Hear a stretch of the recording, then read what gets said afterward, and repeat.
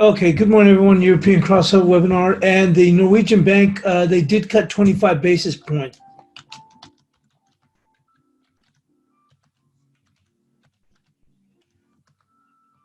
So they have gone and cut 25 basis points to 0.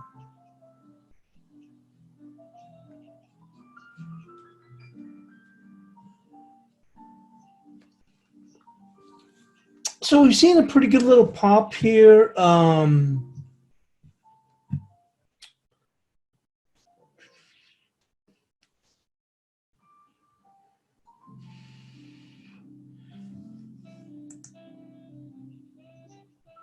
it says,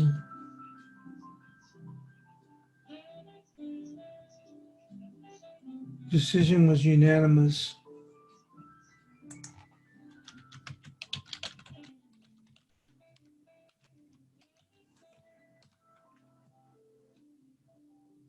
But anyway, the news earlier, U.S.-China trade chiefs plan phone call as soon as next week to discuss the progress on implementing the Phase 1 deal. Obviously, that gave us a kick up here. We had actually reached a key level that I was actually looking at, which was this 28.59. And we got there and we did pair back. I got super lucky. I didn't, because we ended up pushing up here to 60 as the NASDAQ pushed higher. I ended up getting out with just a minor gain. I'm glad I did just that, because then we got the news headline and we took off, and I was able to catch a scalp here around, I think it's around 68. And then I didn't hang around for that too long, so I think we might get one more bump, and we did. We had 28.73 at the 78%. I was hoping we'd make it up to the pivot, 28.81, which was yesterday's pivot, and we just didn't quite make it there. I thought we might be able to. Actually, probably should have gone and layered in, which was sell some at the 78%. And then if it shot up to 81, sell some more, and chances are we'd at least come back to the 78%. So, but anyway, it is what it is. But I thought for sure they might be able to push it. But Russell, which popped up pretty quick, and Dow started running out of gas, so that kind of took that out. And we've since, you can see that we've since gone and paired back.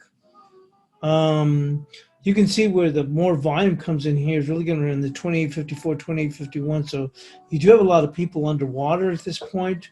When I take a look here, I've got same day VWAP on the line. You can see here marked here.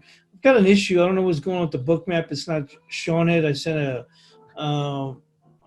email to to support, but you can see it's actually marked off here in the session volume profile. So this is VWAP here, and you can see it right here. I've got it marked here on Ninja. So I've got the 2-day VWAP and the same-day VWAP and the 2-day VWAP. The reason is you can see how we bumped up against 2-day VWAP, and it opened the door for us to pull back. But then we got that news headline. So this is probably going to be a bit of a support as we pair back. Plus, anybody that's short, I was discussing in the chat room, I'm sure there's got to be people that probably got short in here around 28.44, and some more got short around here 28.54.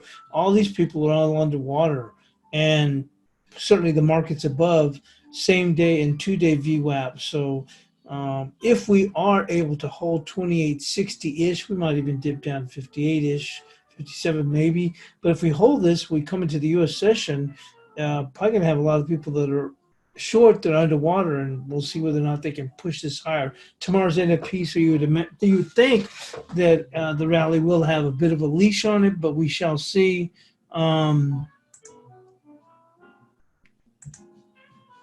You can see the significance of 28.60 here.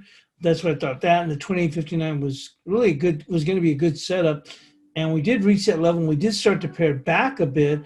But like I said, then we got the China Phase 1 phone call, and that sent us running up, which I thought was a little bit overdone.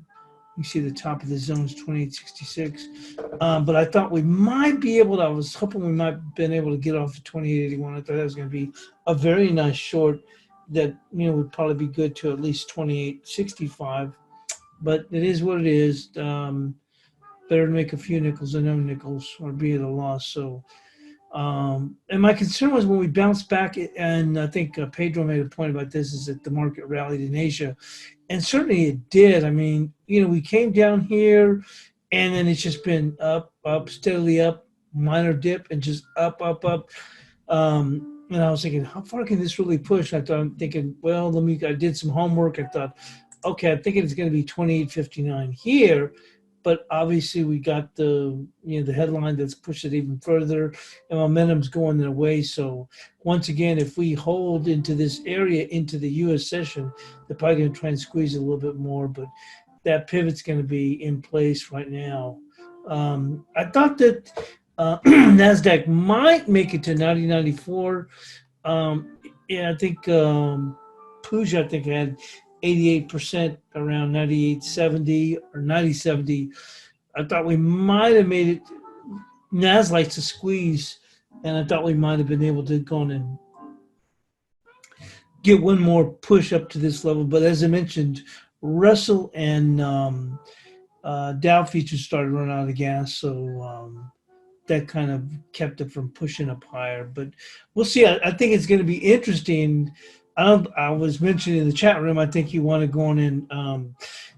Today's going to be a key day to focus on levels to come in, because I think today could be a little bit volatile in the sense of where these markets push. I think tomorrow's going to be potentially a good volatile day, but I think we might try and push here, and then it may not be as volatile when we start out, but I'm thinking we could maybe push some levels, and then in getting ahead, getting prepared, or not prepared, but positioned into NFP, we could maybe see some quick yank downs. We'll have to see where they are, but I don't think it's a market you need to rush in.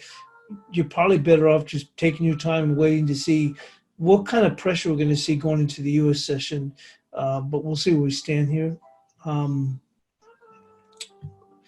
let's take a look here on the news.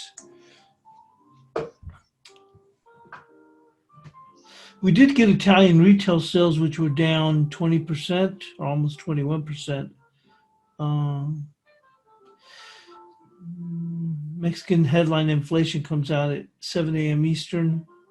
We do get challenger layoffs, as well as initial jobless claims, but obviously tomorrow NFP is going to be the big mover. They're looking for minus 22 million. You see that.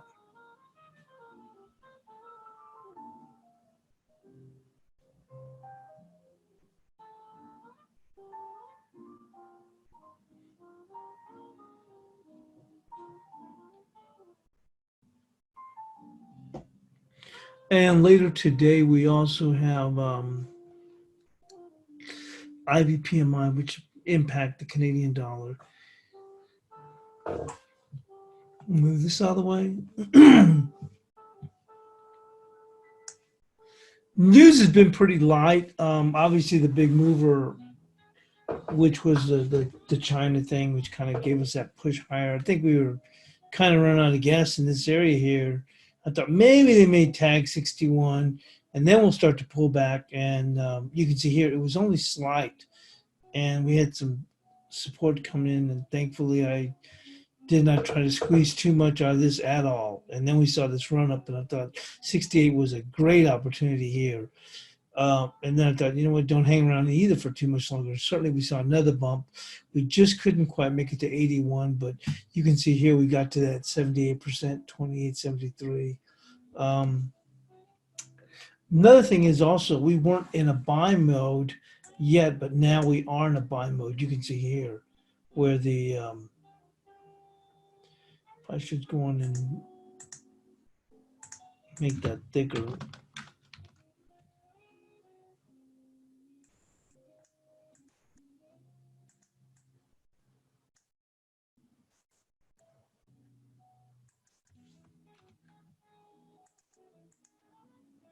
But you can see they flipped into a buy mode now. So that's what I'm saying. Everything's going its way.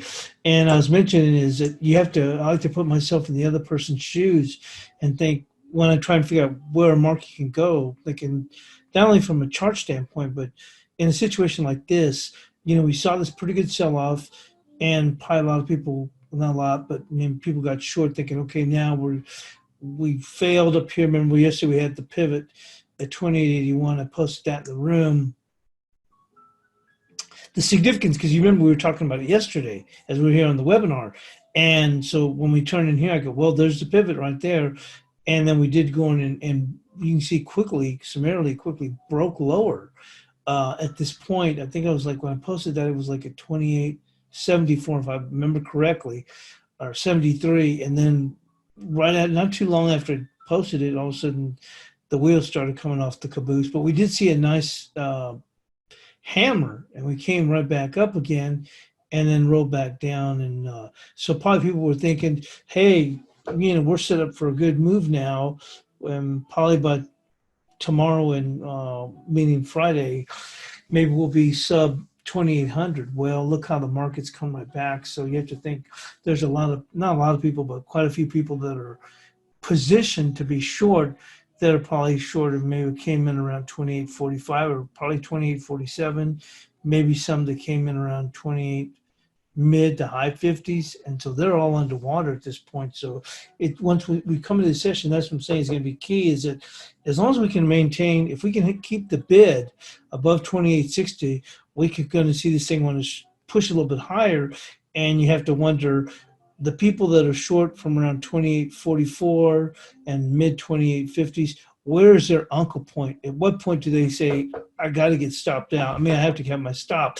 And they're probably looking, obviously you look at the charts, probably looking here and probably had a few maybe just above 28.75 and certainly a bunch here 28.81, thinking, okay, if it gets beyond that, I gotta get out.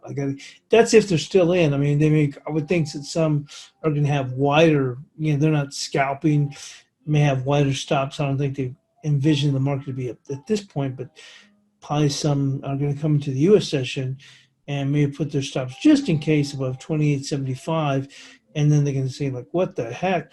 And then it's a matter of how far they can push it. And we've seen it lately in the U.S. Open. These NASDAQ tech stocks really come back with gangbusters, so we'll have to see how we're playing out. But one thing that we know is, from a technical standpoint, all the momentum's going their way. I mean, there's no denying it. I mean, I don't have a position at this point, but there's no denying it. Look at that same-day VWAP, 2-day VWAP. I thought that was going to hold it. That's what I was like in that 28.59 too. It confluence with a level. Here it is, confluence with the level, confluence with 2-day VWAP. I mean, everything looked good, and now look, we're pushed up. So now the momentum's going higher.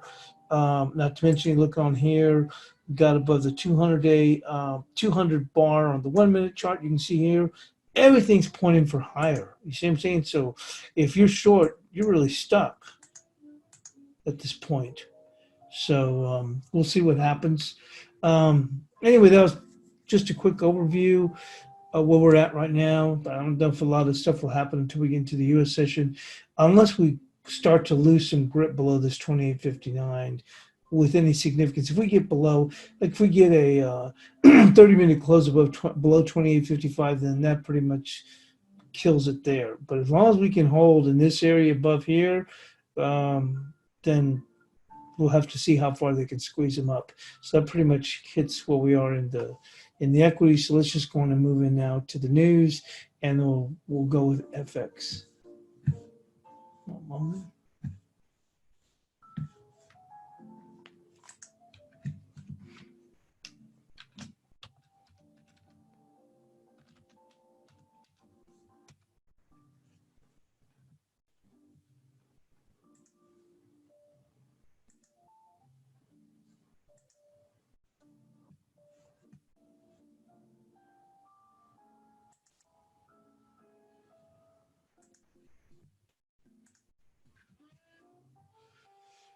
So as the pound nudges higher after the Bank of England holds off on further stimulus, sterling rose by around half a cent versus the dollar on Thursday after the Bank of England held rates steady at 1/10 as expected and held off on further stimulus. The pound rose to as much as 123.80 from 123.31. Before the announcement, it was up 1/10 on the day. Against the euro, the pound hit a high of 87.25 pence. The BOE held up from pumping further stimulus into Britain's economy, but 2 of its 9 policymakers voted for an increase in bond buying program. The central bank kept the bank rate at its all-time low of 1.10% and left its target for bond buying most of British government debt at £645 billion.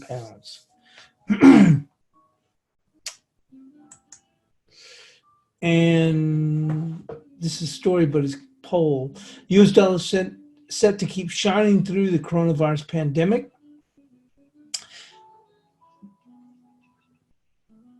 The U.S. dollar will continue to dominate currency markets for at least another 3 months as investors prefer the safety of the greenback in a world fraught with risk emanating from the coronavirus crisis, a Reuters poll showed. Having brought the world's economy in a near standstill and caused the fastest rout in the financial markets since the Great Depression, the COVID pandemic is likely to deter investors from taking any risky bets until the signs of recovery emerge.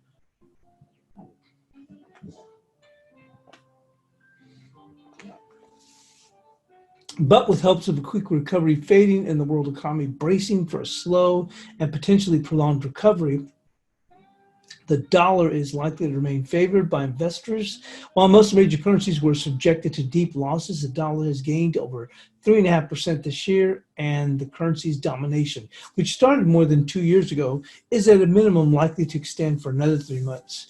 Rabobank's head of FX strategy, Jane Foley, said, although perhaps we have gone through the initial panic phase over the next couple of months, we're going to see a lot of economic data, and data invariably will be shockingly poor. I think it's going to be a very low-risk environment from the point of view of investors, and there'll be reluctance to move into some of the more vulnerable countries in the world.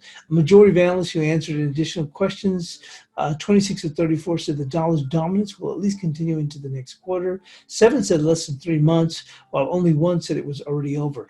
But any moves out of the dollar will be highly dependent on how the pandemic plays out. Without any dramatic shift in risk assessment, capital is likely to favor developed markets. A significant majority of analysts who answered another additional question said developed market currencies were likely to perform better against the dollar. 9 chose emerging currencies, and the remaining 6 picked commodity currencies. However, analysts are less optimistic about the dollar's performance over the longer term as they expect the global reserve currency to give up some of the gains in a year's time. While most major currencies are expected to rise against the greenback over the next 12 months, those expected gains, if realized, will still not cover the losses they've accumulated so far this year. Despite its underperformance, the spot market median forecasts have stayed remarkably stable. The euro, largest and most liquid among currency pairs, as forecast to be up all of the 3.5% loss it has incurred this year and gain around 2% to trade around 114 in 12 months. So while it's clear the dollar will remain dominant over the coming months, it is far from clear the trend will remain in place once economic and financial disruption from the pandemic subsides. So let's just go and move into the analysis.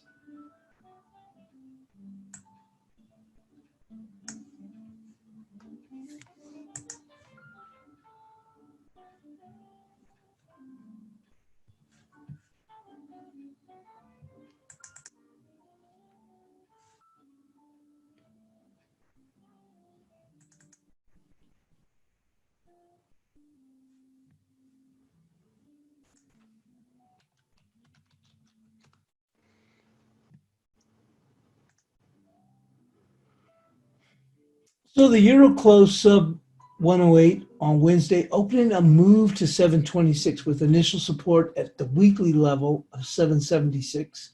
Resistance will be 847.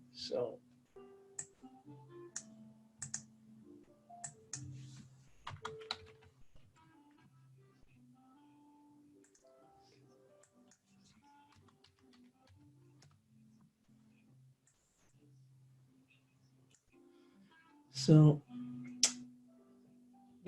potentially we're looking for a move to 726, but initial support is 776 now. With non-farm payroll tomorrow, who knows? It can be all kinds of volatility. And resistance is 847.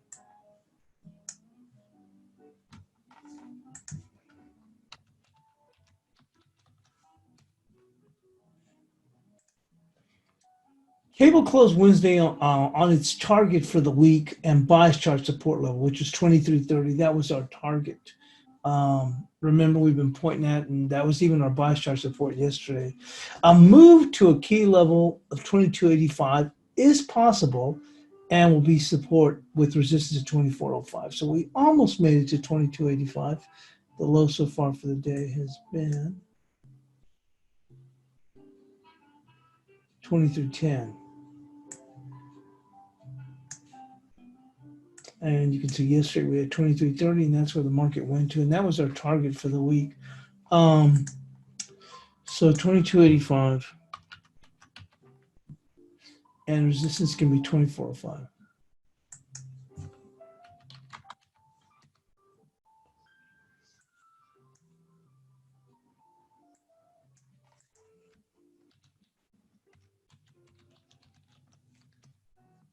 Moving into the Aussie. So the Aussie slid back on Wednesday after staying within a tight range. Risk remains lower, and the support is going to be 63.37 with resistance at 64.90. We're still in a tight range, and you can see here right now we're currently engulfing this.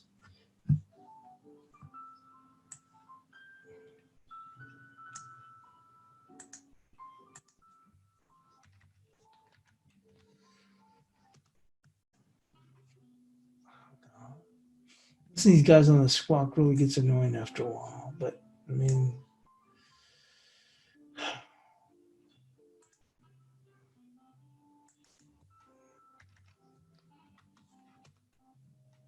so 63.30 and 64.90, 63.37, I should say. Let's go move into the Kiwi. Hopefully that guy stop yakking and put the piece back in my ear.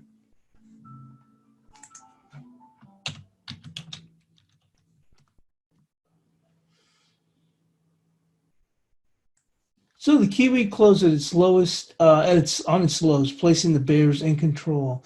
Immediate support will be 59.74, but obviously, like its sister, it's coming back. I wasn't paying attention to this, but my guess is when China, the bill with the headline is probably we turned around and flipped things around. Actually, we can look at it. Let's put 15 minutes. See what happens. Yeah, that was it. You see? We're down here, and the China news came out, and we took off like a scalded dog. Oh, that was it. You can see on a 15-minute, had a nice little, really more like a shooting star, almost. And then you saw the thing paired back. But anyway, that was a deal there. So immediate support will be 59.74.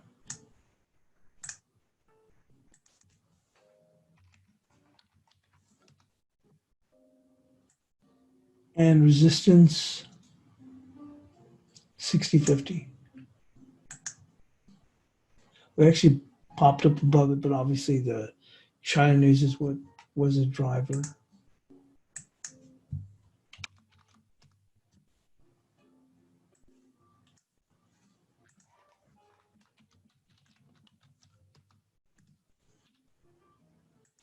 So the dollar CAD closed just ahead of the prior bias chart resistance. Remember, we had 41.41 for a couple of days. The pair has the potential to test 42.41 with immediate resistance at 42 even. Support is 40.89. So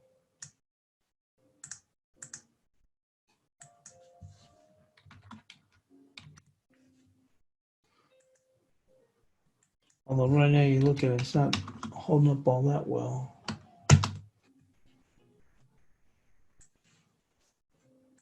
And let's go and move into the dollar peso.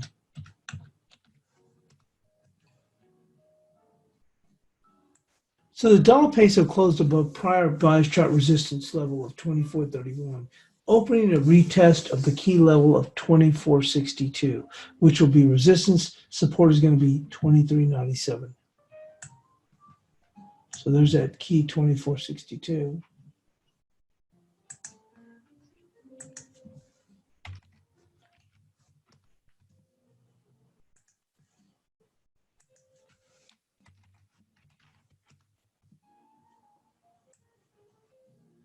$23.97, $24.62.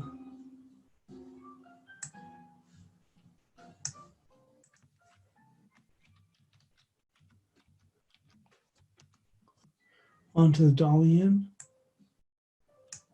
Oh, no changes here in the dollar yen. No changes.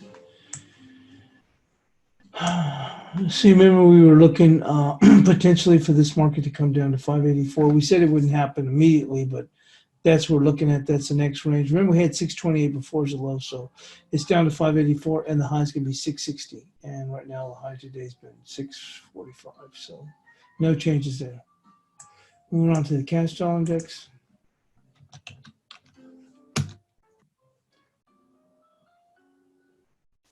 So the dollar index continues to push ahead with the next challenge at par 50.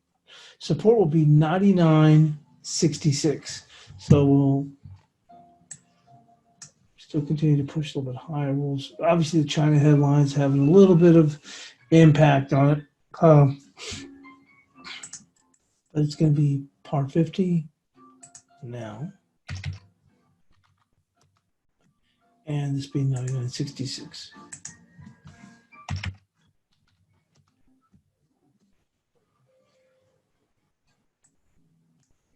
And let's go move into the cross rates.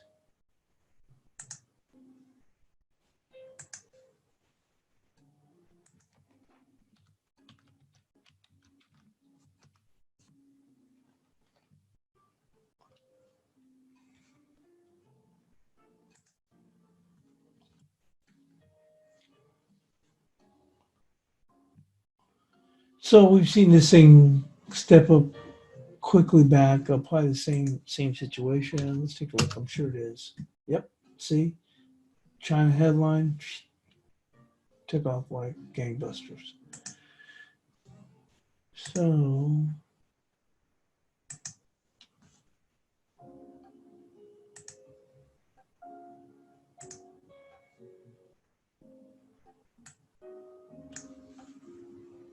yesterday we had the support at 64.08. And we dropped all the way down to 63.56. Obviously, this key level below here, probably not going to get touched now with the China headline, but let's go with the levels. And that's going to be 63.44.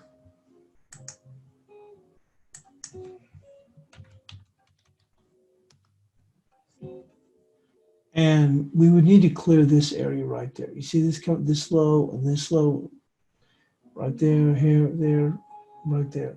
64.67 would be resistance.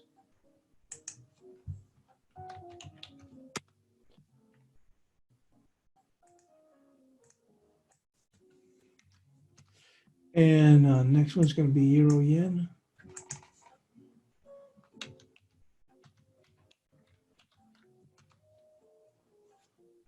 We're still just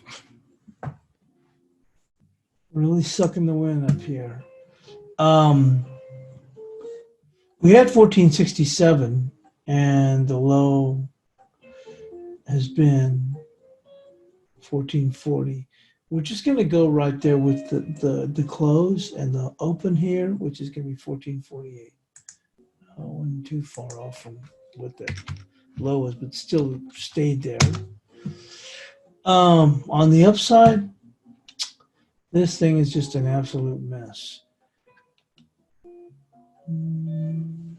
We will do a fib.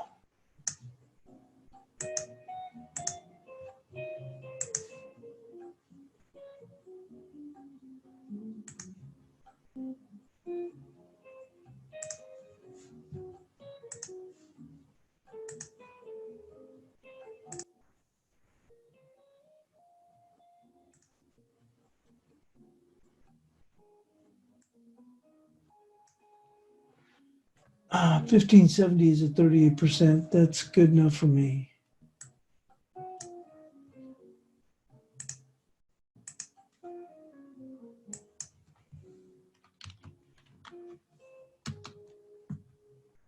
In case we get a bounce, we have to get an idea where we could go to.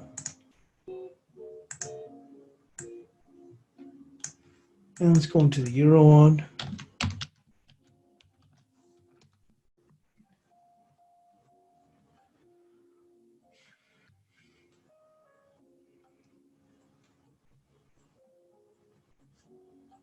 Boy, this has been a bit of a feeble bounce.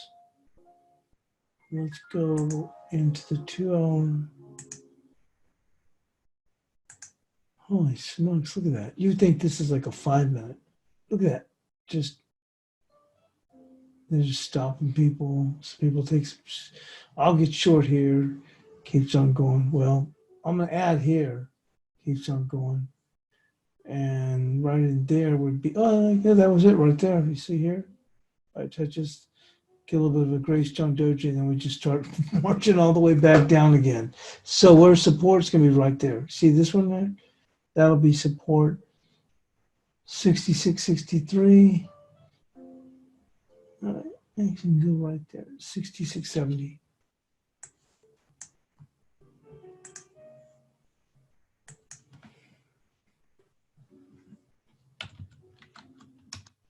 And on the upside, right there, 67.77.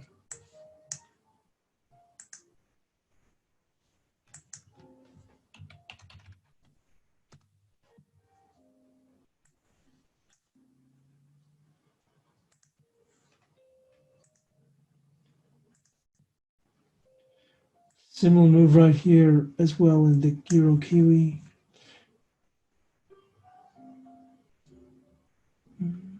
Right.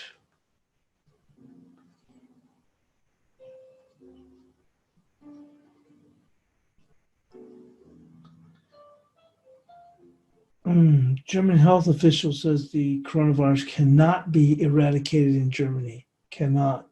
I don't know if that's going to put any pressure on the euro, but stating cannot.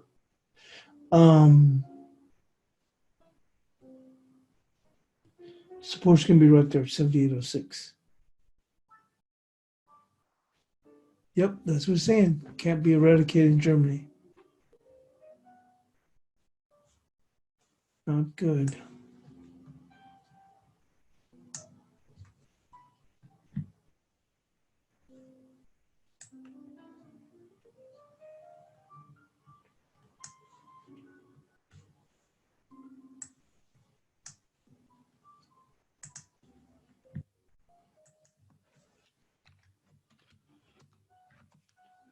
And resistance going to be right there, 79.05.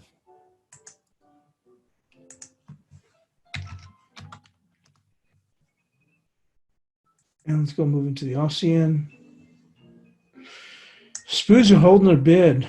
They're 28.68, and the NAS is at 90.74. We didn't drop off much. Remember, I'm looking for that move to potentially to 90.94. U.S. Open is going to be something else if we can keep this bid, because everybody that's short is going to be in the soup. Let's go and move into the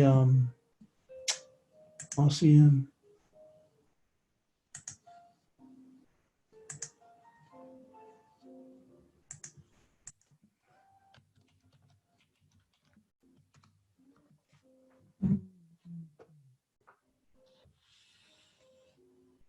Right there is going to be resistance. See right there, that low? 69.03. 69.03.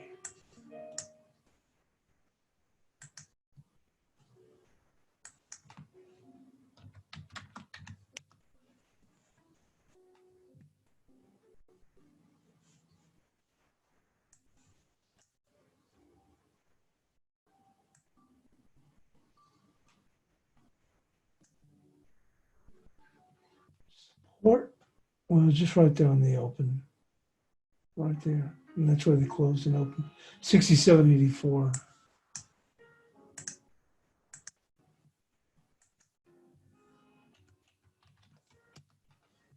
And the key thing is not just to say, okay, that's where it is if the market, if we do, obviously, I'm sure it's the same situation.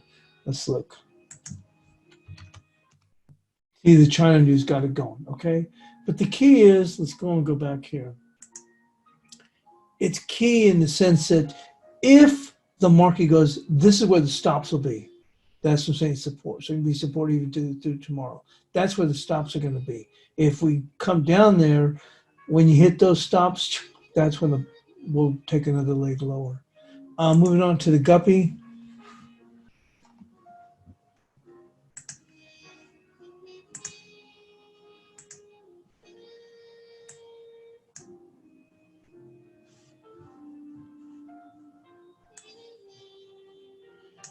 We had 31, 35, and this thing still eked a little bit lower as the sterling was weak throughout the day yesterday. So it got all the way down to 30.68. But they're not doing any further stimulus, or at least for right now. So we saw this quick bounce back up. Support's going to be right here at these lows right there, which is 31.15.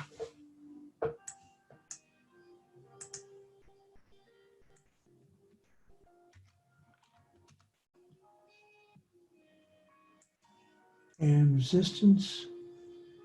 Let's go into 2-hour chart. Oh, there's a 2-hour chart.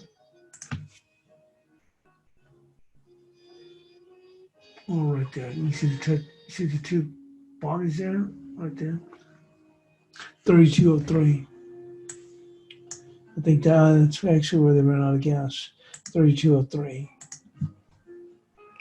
You can see why it's so important to go with the bodies.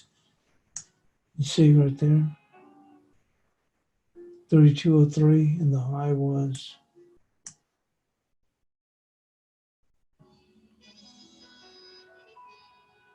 32.03.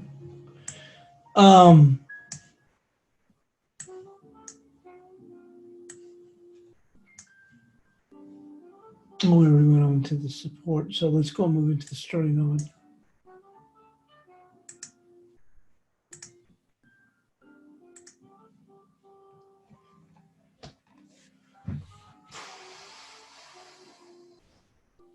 We're still having trouble here. I'm talking about the sterling. But you can see right here, the body touches here, same thing here. And they just about made it to there, which is 91.40. We'll just go with that, which is 91.40.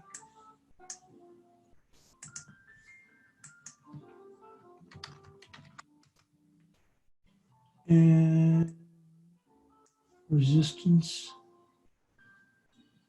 See this body right there? And this wick. So that is 91.95. We'll go with that.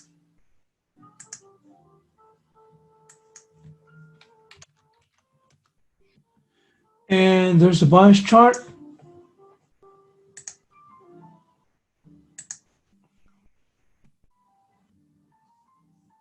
I don't know, you can see here the euro came off. We're up to 80, we're 816 now. Well, we haven't come up that much. But I don't know if that German news story had any causes. Let's go to 5 minutes and see. No, not really. Anyway,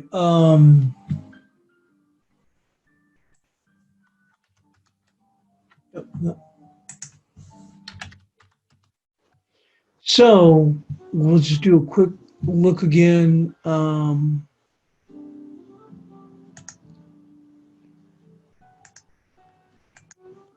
this is what I was talking about at the beginning of the show. You see how we're still holding the bid here? And everything's going its way. You see here on the moving average crossover in the 30-minute, we've got the buy signal. Now, I do look on a 1 minute when I'm scalping. And you can see this was key. See how it's holding the 200-day moving average, 200-bar moving average. So sometimes I'm scalping around, I'll look at this, but the key driver for me is actually always going to be on the 30-minute on this EMA crossover. And you, as I mentioned, we're still holding above that 28.59. So we talked about this. You know, you got the same day VWAP, which is now at 28.50. You can see it right here also. You see it here? For some reason, I don't know what's going on with the thing where it's not displaying. I sent the thing to to support. But the good thing is at least I can see it there, and also I've got to add on to the program for Ninja so that I could have anchored VWAP, and that's where I can see it. Like in this case, a 2-day VWAP. So when this went down, at least I was able to go in and put on the same day. But my point is that you can see everything's going its way. Above the 200 bar 1 minute, above VWAPs, 30-minute crossover buy signal. Everything's going this market's way. I mean, and you look at NASDAQ. Look at that. You see, same day and 2-day VWAP. Everything's going its way. See, buy signal here.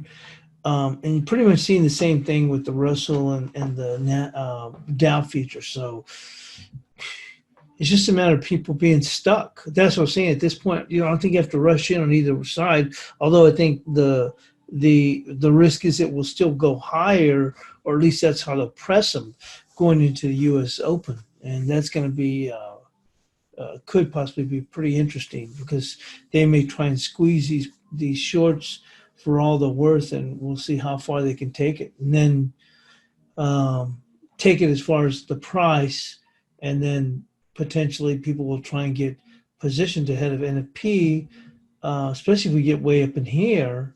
They have to think they're going to give back, going to NFP some.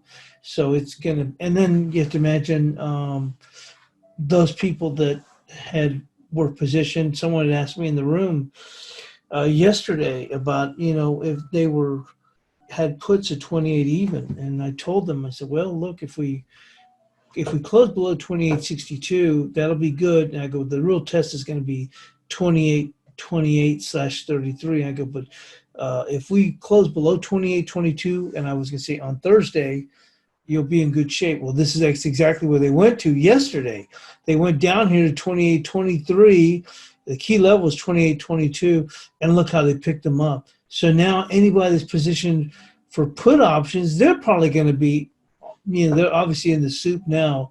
So it's just going to, I think it could be a pretty good moving day in the U.S. session. And certainly I think Friday's going to be volatile. But that's where we're positioned right now. And thanks for joining us here on the European Crossover webinar. I'll get the bias chart posted, and we'll see you in the room.